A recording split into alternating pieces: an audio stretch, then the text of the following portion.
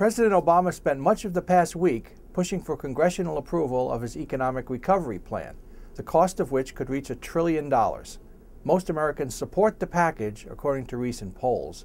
But the subtext of this entire debate over the economic plan is the comeback of big government. As President Obama has said, and many economists agree, economic calamity facing America is so serious that only the government has the wherewithal to combat it. Obama made the case for his recovery plan in his first weekly radio address since the inauguration. It's a plan that will save or create 3 to 4 million jobs over the next few years, and one that recognizes both the paradox and the promise of this moment. The fact that there are millions of Americans trying to find work, even as all around the country there's so much work to be done.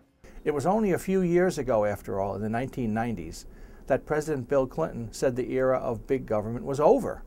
In his State of the Union address in 1996, Clinton said, quote, "We have worked to give the American people a smaller, less bureaucratic government in Washington," end quote. And of course, in the 1980s, President Ronald Reagan said that government wasn't the solution to America's difficulties, it was the problem.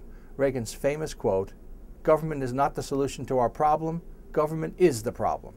It came during his first inaugural address in 1981.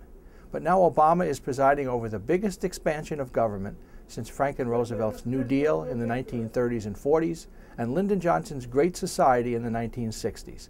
What appears to be happening is a huge swing of the political pendulum from less government to more, as that pendulum has swung back and forth for years. For U.S. News and World Report, I'm Ken Walsh. Yes, we can. Thank you. God bless you. And may God bless the United States of America.